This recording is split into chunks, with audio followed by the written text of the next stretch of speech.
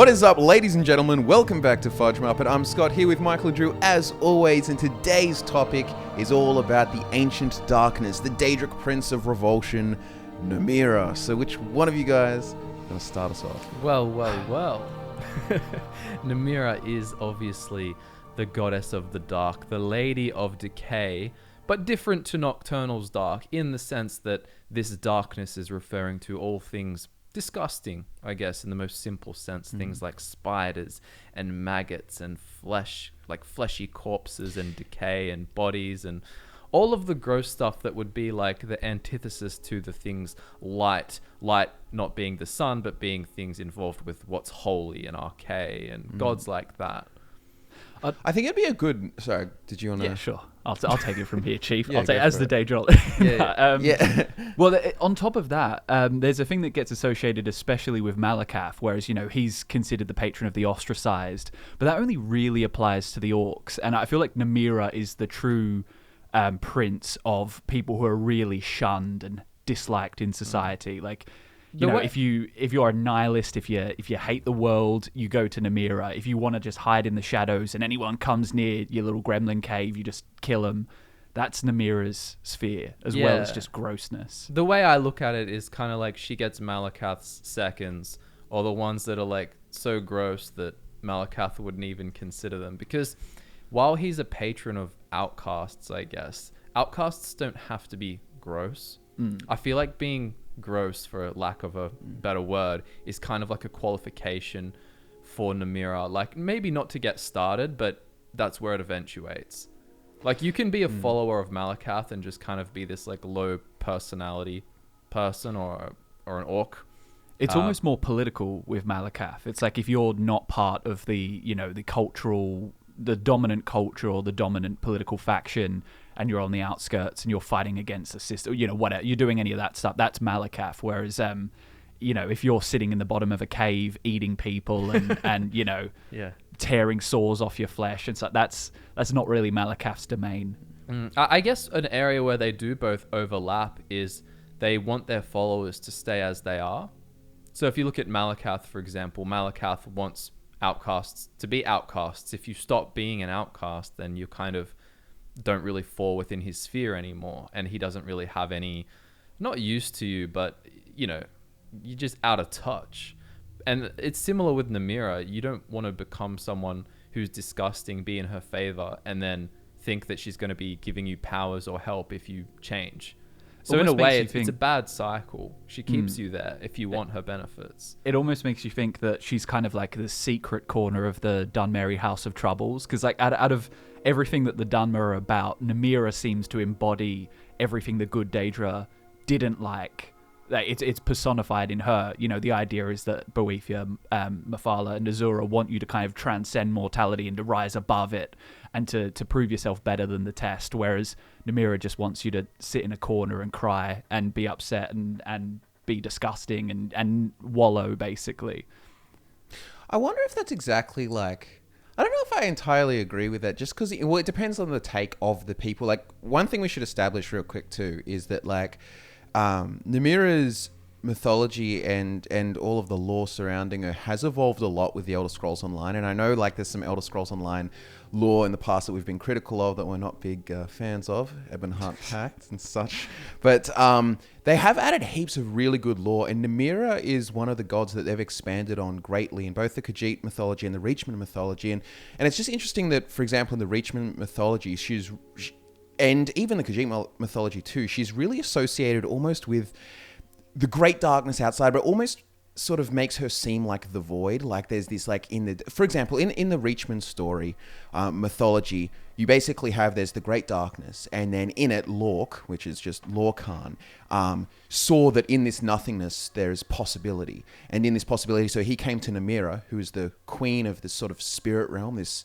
big darkness, and then basically I'm going to make my own little realm of challenge and suffering. So he killed himself, sacrificed himself to create this realm that was hard and so on, so spirits could come into little fleshy mortal beings and then, you know, suffer and learn basically and grow, and then, you know, go back to Namira and come back. But it's kind of funny how that, like, in that sort of mythology, it's sort of an agreement with Lorcan that was made, and it's sort of something that and then, Namira is associated with the cycles of death and rebirth and stuff like that. I guess to add to that as well, with the Khajiit, they have the kind of the two afterlives. There's the positive afterlife, which is the sand behind the stars, and then the negative one, which is the dark behind the world. And the idea is that if a Khajiit strays from the path, they'll end up in the dark behind the world. And it's hard to say exactly what it means to go there. There's obviously the tie to the Dramaphra, which we'll talk about.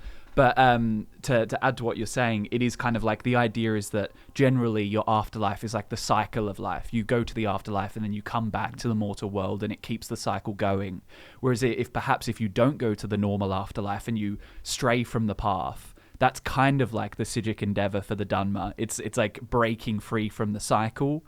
But at the same time, I definitely think there's an element with Namira where it's like she gave Lorcan permission to make this world, but she likes letting the darkness seep into this world where it doesn't belong. That's kind of what you see with her followers and cultists a lot. Yeah, I wouldn't expect that she comes into your life and makes you a better person and then is like, that was her goal. Like, I wanted you to rebirth into this super pious, like, good character who doesn't do any. No, it's not a point, because it's all consistent with like the Reachman mythology, which they believe like sort of life is to, live it hard and suffer and like, but you're, growing through challenge kind of thing and, coming out on top. But if you die, get kicked back. It's a different sort of view of things. Like piety is obviously not part of the picture. That Reachmen don't view Namira in a negative light, right? They view her in a positive light. No, they don't. Yeah, they don't. But what I'm saying is, but the essence, the main reason she's worshipped is not just because, I'm going to wallow and be a gross thing. Like, there's like gross components of Namira's sphere and everything, but it's not the overall like philosophical headline, if you know what I mean? I guess which not has in, been developed. I guess not in Reachman mythology, but they... But also even in Khajiit mythology, it's a bit more antagonistic, but she is more so associated with this. There's this great darkness, which knew its name was Namira. How do they pronounce it, the Khajiit? It's just with an extra I, basically. Yeah. Namira. But it is very much like if the idea is that with the Reachman pantheon, that they kind of work together to, she at least allowed him to do it. In the Khajiit origin story, it's much more of a corruption on Lorcan. Like, she's feeding off of him, because obviously that there's the way it originates is Anur and Fadamai, which is obviously Anu and Padamai are breeding, having their litters, and then Anur didn't want any more kids. So the idea is that Anur and Fadamai are kind of the opposite of Anu and Padamai. Anur is the bad one, but he didn't want any more kids, and she's in the middle of giving birth. So then she flees to the darkness to hide, gives birth to the last of her litter, which is Lorcan, or Lorcage, and he gets corrupted by the darkness. So it's kind of Azura needs to tear it away from him. So it's... I suppose a good way of looking at Namira and talking about Reachman mythology is actually looking at some of the rituals and the different things they do. For example, at every 2 moons dark, the clan draws lots at random to select a child from the clan, be it kin or slave, to be sacrificed. And so they do this sacrifice on this ever-oozing altar, where the heart of the child is cut out by the clan's Haggraven matriarch and offered to Namira. And then on top of that, children that the matriarch deemed too weak are sacrificed to Namira. The Crow Wife clan also practices live burnings, bathing in blood, engaging in ritual dismemberment to please Namira. Nice. The tribe also has writhing masses of centipedes, roaches, and other squirming creatures that form a thick carpet on the floor.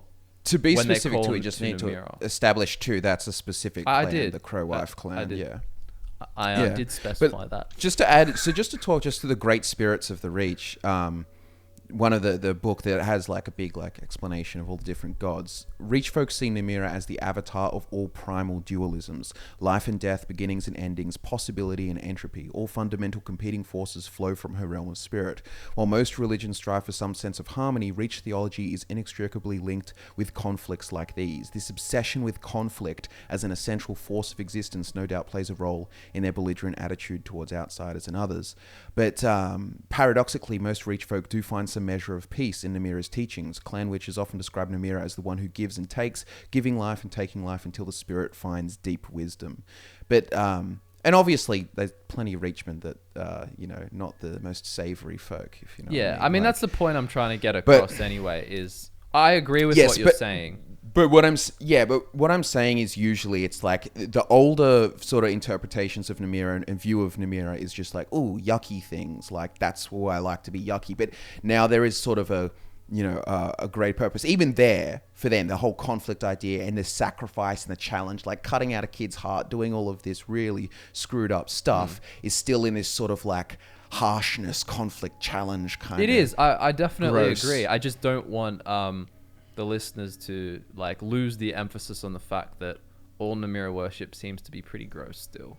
Like, I mean, this clan specifically pluck bugs from the floor and eat them during worship. It's still all very like, ooh, yuck. Yeah, for sure. I'm just trying to make sure we don't reduce her to just there's the some more surface nuance to kind of meet in the middle. Sauce. I guess if you look at it like the void or the great darkness, it's like if you try to imagine what that entails.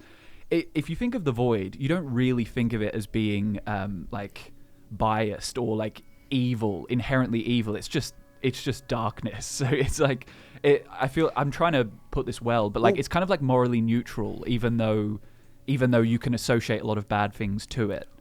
What we can remember too is like, the void, when we often hear the void, you hear is quite often associated with Sithis. And, you could say like Padme before it and so on.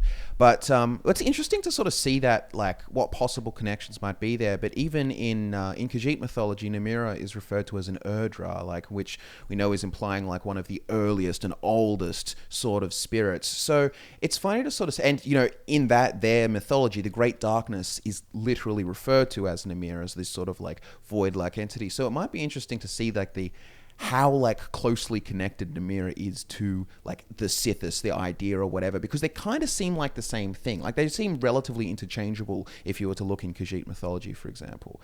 Whereas like, you might just not like, because a lot of religions don't really acknowledge the things before. But I mean, funnily enough, it does have Khajiit has Anna and Padmai, or however. Yeah, what was the story we were talking about? Could have been when we were talking about Azura, but about, I think it was Namira thought she was the Great Darkness, but then Nocturnal thought she was the Great Darkness. Because, I mean, the way I've interpreted that is that Nocturnal is more associated with shadows, which is easy to kind of confuse with darkness, but really shadows aren't darkness. Yeah. So that's why Boethia fought her and proved to her that she wasn't the Great She's Darkness. Also referred to as an Urdra, isn't she? I think so. I'm pretty sure.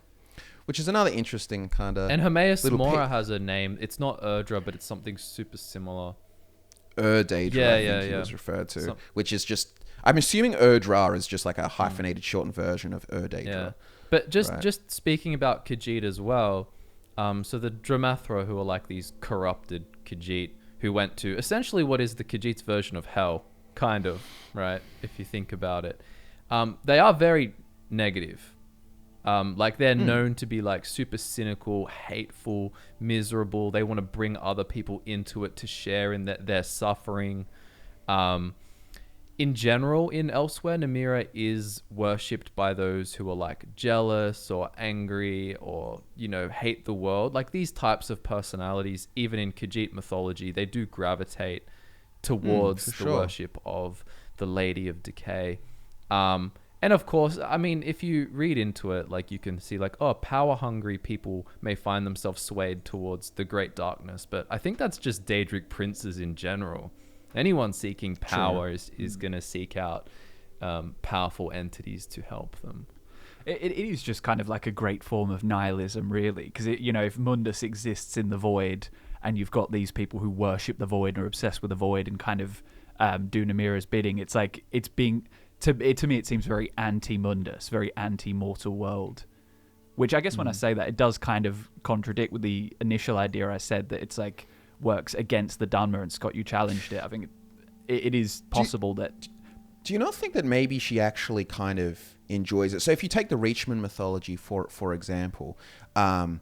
that it was kind of an agreement with Lorcan. Like, you can create this realm. You'll be, the king of the realm of flesh, and I'm the realm of spirit, the spirit queen or whatnot. And that's the sort of like deal there that she kind of gain something from this kind of exchange or so on. In the same way that, you know, in the Khajiit mythology, how when she corrupted Lorkhaj, and this is kind of when she learnt her name, the Great Darkness knew her name, and it's Namira and so on, that she actually gained something from mortality being there. For example, you can't have all of this disgust and revulsion and corruption elements without there being a thing. So it kind of seems like the Great Darkness sort of gaining a consciousness and becoming aware is actually something that she likes, because now she's got something to do rather than just being a nothingness. So I just don't really buy into the idea that she is anti-mortality in the world. I think she enjoys screwing it up and making it dark and corrupt and, you know, harsh and challenging, for which the Reachmen enjoy her for, but plenty of others don't enjoy all these things like cannibalism, slugs, and disgusting things. So I just don't really find her like philosophy in alignment with the sort of, you know, Daedric kind of idea of like mortality is a bad thing. No, me neither. But I think that's like all Daedric princes, really. Like, they need something to be against. Like, even Mehrunes Dagon, it's hard to be a prince of ambition and change if there's nothing to change. Like, you know, it's like the balance of the Force, the balance of Anuik and Padamaic. It's like you got the Aedra bringing in the kind of the light elements, and you kind of need both. You need both to be working against one another, the interplay of light and darkness, which is what Anu and Padamai are. And if you don't have actors like Namira bringing in elements of the darkness, then, you know, it's the contrast. You need the contrast, basically. I mean, it's interesting to look at her motives in the different quests throughout the Elder Scrolls as well. Like, I know in Oblivion, she had followers who priests of Archaea were going to convert, and you were basically sent there to stop that happening so they could stay as ruin-dwelling, bare-chested, angry people.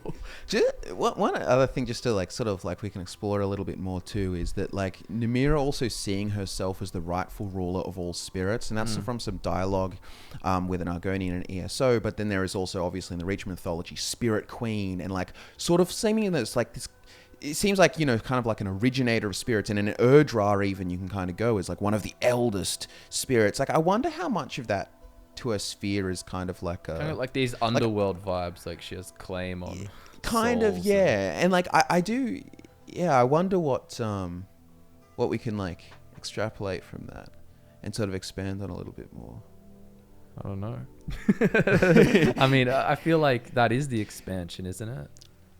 Yeah, but like I'm trying to like connect, because, you know, she's, you know, we can like kind of link her to the void and this sort of great darkness kind of thing, and then it's, do you know what I mean? It gives it a little bit of a different sort of view of it's hard to her ultimate goals. It's kind of the comparison between like the Daedric vestige and where that goes after death, and the kind of mortal spirit.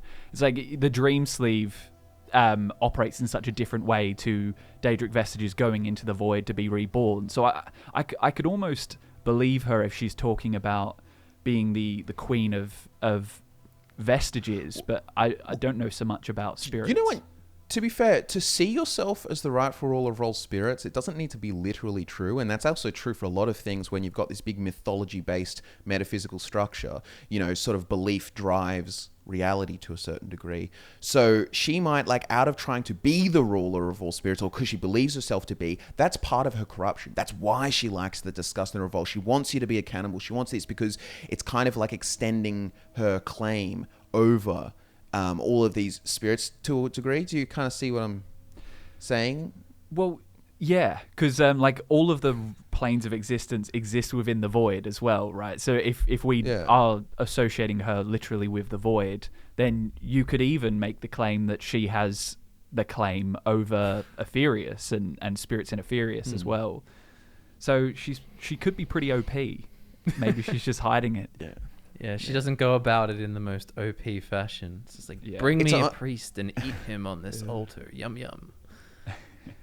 And it happens to be, you know, it's Archaea in both instances, the Oblivion and Skyrim. And, you know, obviously Archaea is associated with the cycle of life and death, and there's the story that he was once immortal. So it kind of... Oh, yeah, that's interesting. So it is, he's it an is imposter. in a way anti... He's an imposter. She needs the souls, and he was a mortal who ascended. He's like, no, I'm the god of life and death. I get so the Archaea sus video coming soon.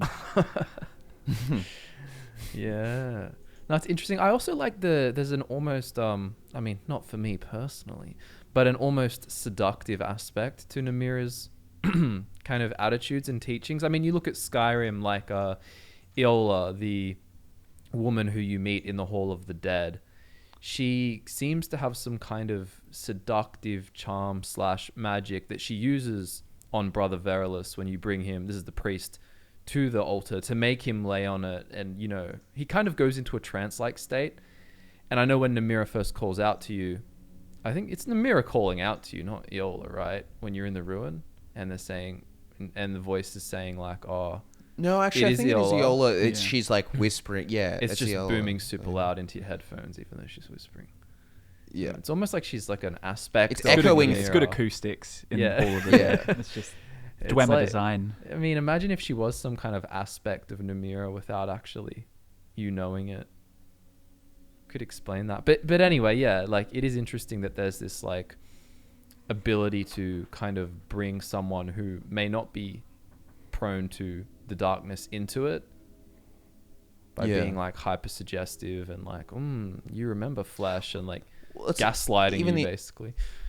The entire story, like the beggar prince, where she sort of like, you know, convinces him to become this disgusting beggar because of all of like these advantages and stuff as well that you can get, you know, and you can no, but you are evoking pity, and she, you know, you could hear hear whispers and so on because no one has. It's like being a fly on the wall, slimy beggar. Yeah. But exactly. She didn't really convince him. I feel like she kind of just she gave him these blessings, and you kind of have no choice but to use them.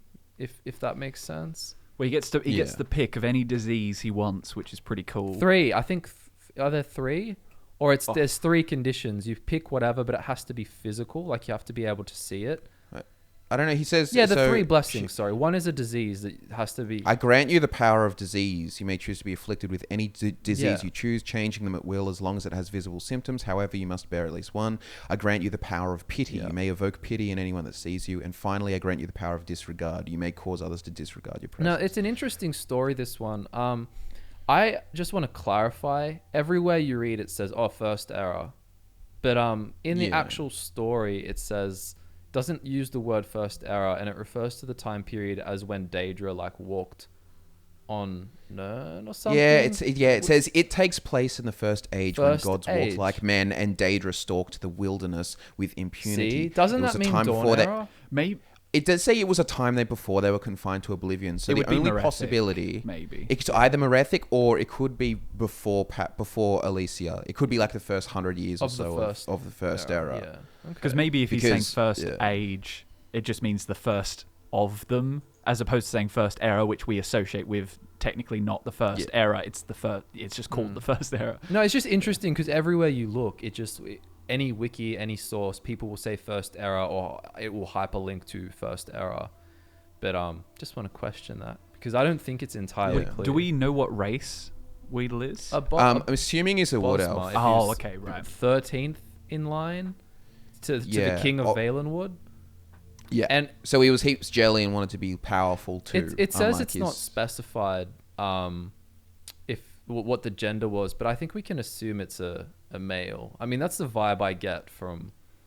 Weedle kind of just, I don't know, I would assume... Maybe. What does Weedle evolve into, Drew? Oh, God, I was wondering where to bring that to this day, that is my biggest regret, because it's like, it was just a passing comment in the Namira video where I was like, I made a joke about Weedle evolving into Metapod.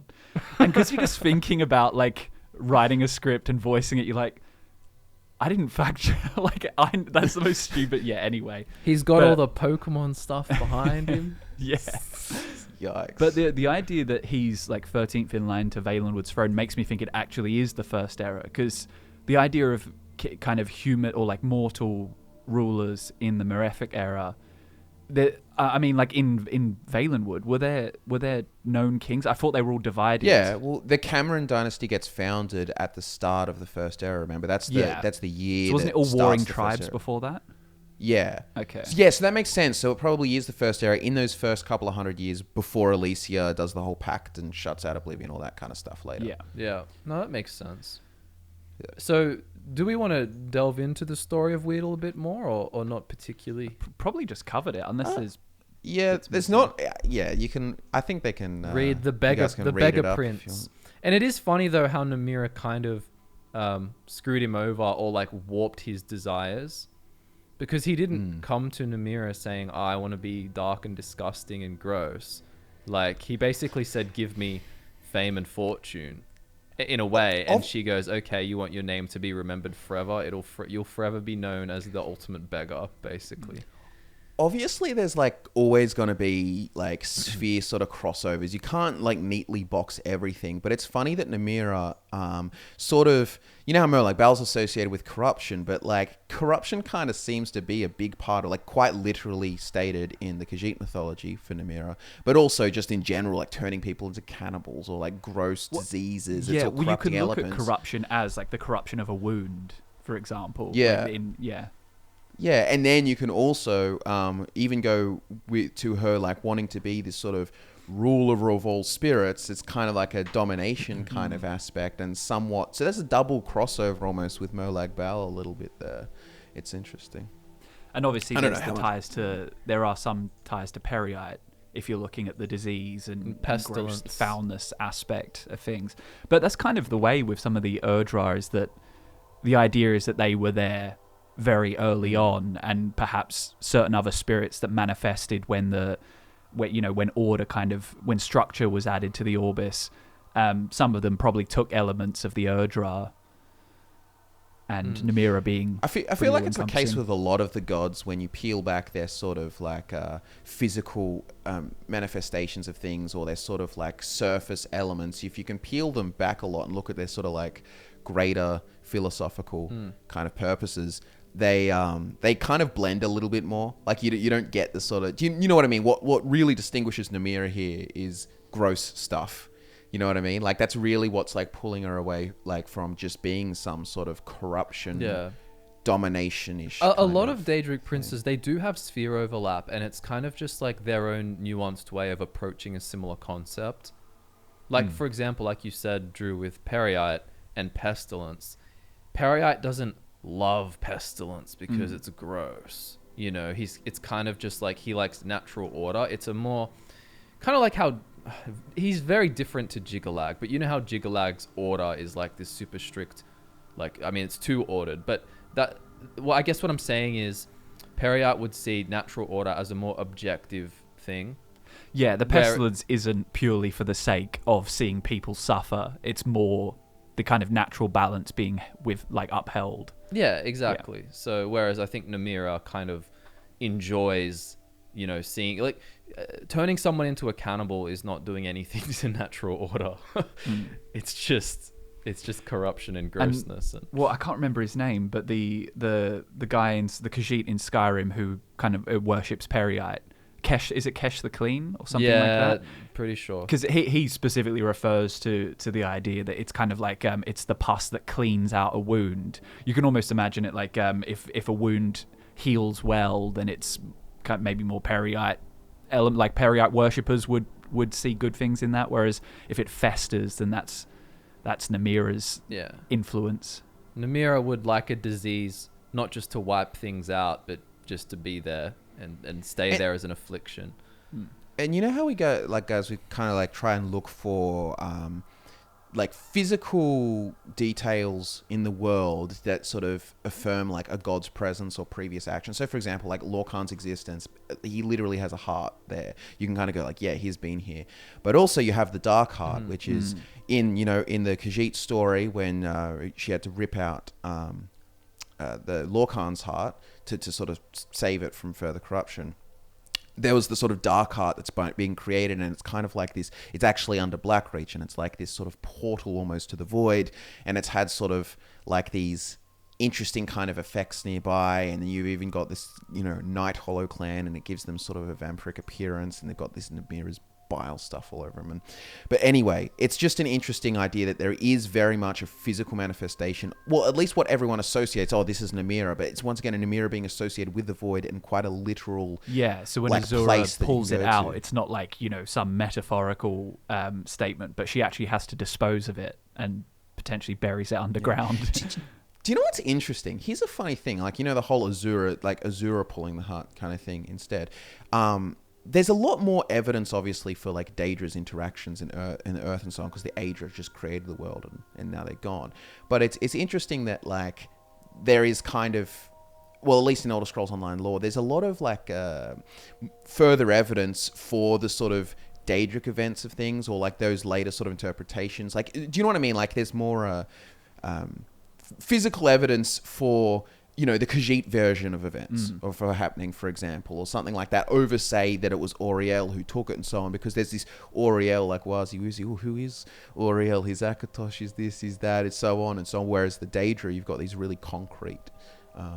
Yeah, well, it's like when you hear Mankar Cameron's assertion that Mundus is just Lorkhan's plane of oblivion, it is almost like it's just the Daedric princes just fighting with each other, and now that one of them is absent from his own plane of oblivion, it's kind of free reign for all the other Daedric princes to mess with it. Yeah. And you can easily see, like, and imagine, just because, you know, Daedra all have their own sort of motivations and so on, you can have that Lorkhan up there, have his, like, you know, his Council of Aedra or whatever, but they weren't Aedra back then, they were just other, you know, lesser Daedra, but then they conspired to overthrow him and they ripped out his heart and everything and all that, and then it is... It's what's so cool about That's the Elder why, Scrolls. like, So you've many... got Boethiah exposing Trinamac's lies. It's, oh, maybe these lies are more, more substantial than you realize, and they're not these pure beings. They're actually Daedra as well. You know, why the just not Aedra upfront. are evil, and the Daedra are right. But also evil. At least they're honest. But we could also start talking, I guess, about some of the basic Daedric things to cover, Daedric Prince things to cover, like her realm, the Scuttling Void. And it's interesting that's also the dark behind the world for the Khajiit. But for some reason, I kind of like imagine they would look different, if that makes sense. Like, you know, the dark behind the world is kind of... I know it's the same thing, but I guess before when I hear Scuttling Void, I vibe it less elsewhere-y looking. Like, you know, when you can pull up the pictures, it's very like, you know, floating purple rocks and stuff, and it's like got all the Khajiit They tend to architecture do and so that in on. Elder Scrolls Online. They do. They like to make a purpley realm of floating rocks. Come on, no, seriously. Yeah, they did it with Meridia's colored rooms they, as well. They make it all like that. There's a lot of realms where floating rocks feature, and they'll get like a purpley. Like, we had the Soul Can, man. Switch it up. Like, I don't want another purple realm. I swear there is like a description for somewhere for The Scuttling Void. Scuttling being Void. Like hearing like insects or something. Something like that. And I'm just like, it's just obviously not what I imagined. But once again, like, you can have realms reshape themselves and sort of like... Yeah, well, you know, I guess... I mean, at least with Aedric realms or like the afterlives, you kind of imagine it as it's just different interpretations of sections of the Dream Sleeve, you know, where spirits go back to before they're reborn. You know, you've got Sovngarde would be the Nordic interpretation of it. So perhaps, you know, with the Scuttling Void, the dark behind the world is just kind of the Khajiit interpretation, or the part of her realm that is designed for them. But yeah, the idea that Namira, the Great Darkness's realm, is tailored specifically to the Khajiit definitely wouldn't be true. It's probably just what we see, one tiny fraction of it we see. Yeah. It is interesting because I remember something as well, Scott, and I just can't seem to find it. I don't know if it's maybe in Doors of Oblivion or something, that book, where he goes to different places, or maybe I'm just confusing it with another one, another description. I don't think it's in Doors of Oblivion, but yeah. Or what's the Princes of Oblivion? Is that the book that just goes through all the Daedric princes and explains them? I'm forgetting. What's it? Now's not a good time for us all to be searching, but yeah, because the idea is that the dark behind the world is mostly inhabited by Dramathra, right? So corrupted Khajiit. Yeah. But just while we're talking, I guess we can bring up some of the artifacts. There's obviously the whole Dark Heart, but then there's Ring of Namira, which we know about. But it's funny, like. Way cooler effects in Skyrim in terms of, like, I guess it enables cannibalism, which is a cooler, more, you know, memorable Daedric artifact. Because I think it was just like reflect spell and physical damage or something in Oblivion. Which And is still really cool if it was in Skyrim, because those effects don't feature. But I suppose when you become interested in enchanting and make a high level character in Oblivion, you can kind of do stuff like that yourself. Yeah, where it's kind of like, you know, from a lore perspective, almost be tied to like self-harm, whether it, because can it even cast your own attacks back on you if you're wearing it? I don't or is it, so I'm not. There's a really cool Legends card for it. The thumbnail, like it's a person wearing like this sort of like old haggard looking witch with a green ring on, the ring of Namira, like holding the arm, and it's like got all this like black stuff going through the guy's veins, and so it's really cool. Yeah, I would actually find it cooler if they gave it an even better effect in Skyrim. So same principle of it allows you to eat people, but like I don't know, increases your damage. You know what I mean? So it almost feels like a drug or a stimulant, maybe not just like it health and stamina stuff. Absolutely tanks your charisma or something like that. It makes you just maybe even makes you physically disgusting, but then makes you stronger as a result. Or something. I'm really interested to see where they go with so many of the Daedric princes in Elder Scrolls 6, because Elder Scrolls Online has added so much expansion. Like, you know, if you look at Nocturnal, it's like, you know, day and night. If you look at Namira, day and night. Like, there's so many, so much added to them and fleshed them out. Like what you would just sort of expect of Skyrim. I'll be almost a little bit disappointed if they do just kind of disregard it, and then they're like, oh, I'm Namira and it's just gross stuff again. Yeah. Like I would I want all the gross stuff there, but I like it like wrapped in that sort of like cooler. Do you really think they nuance. would do a less nuanced job than the Elder Scrolls Online in Elder Scrolls 6? I feel like they're going to use the Elder Scrolls Online to build upon heaps of things. I'm just saying I hope they do, but like it's easy with all the Daedric princes, and if they only do like single quest each, it's easy to reduce them to something that's relatively like you know, stale, I guess. And I mean, there's also the fact that there are still a few princes that Elder Scrolls Online hasn't expanded on that much, and it could be similar to the idea of I think we've talked about this before, but the idea that Elder Scrolls Online are kind of leaving some areas relatively untouched, with the idea that Elder Scrolls 6 kind of have dibs on it at the moment, and that could be the case with the princes they want to explore more. For some reason, I feel like if I was to make a call, I would say Vaymina is like the most, you know, like glossed over Daedric prince, I'd say. Because even Periat kind of got a little bit extra with the Reachman mythology, just sort of integrating it a little bit more. And, you know, I know it's just a like, a little nod to and like an explanation of, but there's a little bit of an inclusion. But I swear, I can't even think of an instance where Vaymina is mentioned in any sort of pantheon, really. She is really just a Nightmares, Daedric prince. Side gig. I mean, actually might be in the... It'd be cool. Varmina is in the Khajiit mythology, but she really is just a little... there's not much. Side piece. She's not really a part of the politics of their pantheon. She's just kind of a mention. I mean, that would be a very cool Daedric realm to visit, because it's a nightmare realm. And think about the kind of, you know, graphics that Elder Scrolls 6 will be running on compared to going in a nightmare realm in that guy's tower in Oblivion. You could almost have like I'm actually scared. This is like a horror game when I go into this Daedric realm specifically. And if she is the primary Daedra, like if you imagine like she's the Mehrunes Dagon or the Alduin or whatever of this time, it also adds like nightmares gives such a sort of like, and that kind of like dream manipulation gives such like like, you know, you could kind of like drum up, and she could kind of take this, you know, convince say a crown son or something to kill her father because, you know, he's had his dreams and nightmares manipulated to believe that he is, you know, the heir to some prophecy or something like that. And then she's kind of, you know, screwing with politics and stuff around the place with these nightmares, and, you know, and going to fight in and out her, of the realm, you've got to cleansing. go into her dream, and it's like going into the Matrix. If you die in your dream, you die in real life. You jump into their dream in the Matrix, and you summon your spirit sword, put on your sunnies like Keanu Reeves, and go to town. Get some cyberpunk music playing. Yeah. I know, I said a dirty word and we all got sad. That shall not be named. There's also the Hand of Namira, which is kind of like a monkey's paw type, like rotting hand that corrupts everything in its general vicinity. That's very old school Namira. Yeah. I mean, that was put in Elder Scrolls Online, I think, with the Argonians, and she was trying to corrupt like a history, and it was like making everything crazy, and all the animals and creatures were going all aggro. But the other artifact, which did we say the staff of the Everscamp?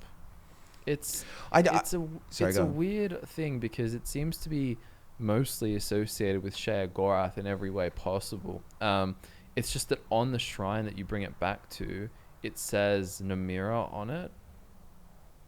So, but I mean, the shrine area, there's like this big statue of Sheogorath. It's a bit confusing. Well, could it not be like Sheogorath, just because I'm going off memory from the quest, couldn't it have been Sheogorath sort of like manipulating the situation where she, takes it and so on, and he was doing that just to mess with people and so on, and then you have to return it to the shrine, which was of Namira, because it belongs to Namira. But when you go there, when you go to the shrine in Dark Fathom Cave, and you put the staff of the Everscamp on the altar, on the statue, like the podium, is a big Sheogorath, like standing there with his little funny cap on and his staff and everything like that.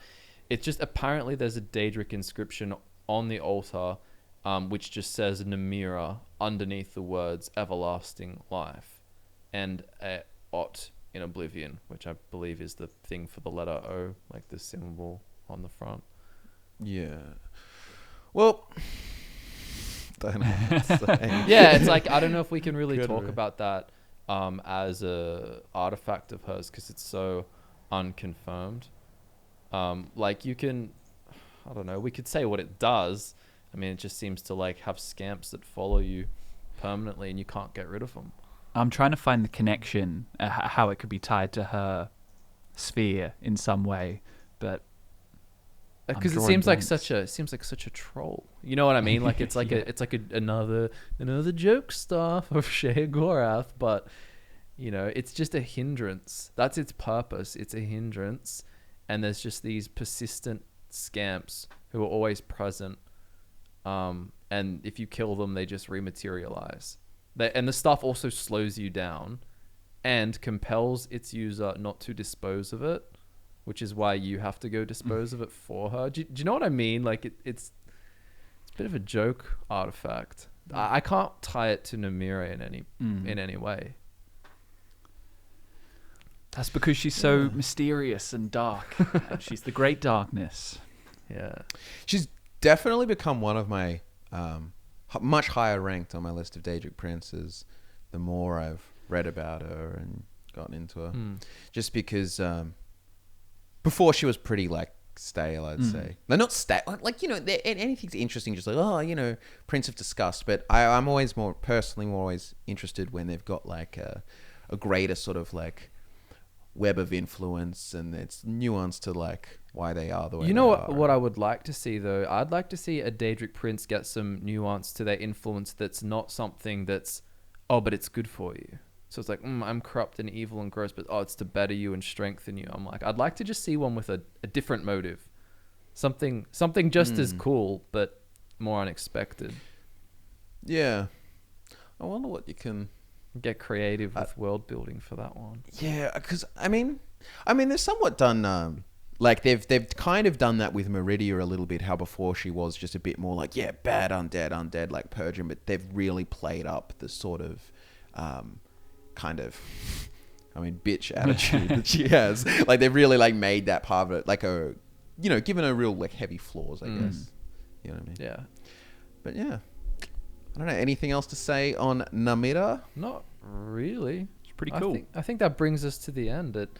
Although I feel like we talked quite fast. I feel like we condensed a podcast into a shorter length.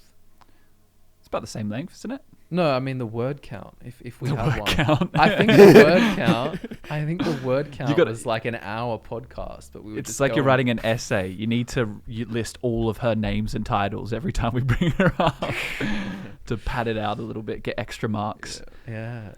But anyway, I guess thank you everyone for watching and supporting the podcast. We really appreciate it. Social media links are in the description below, as well as a merch link if you want to get one of these 6 shirts.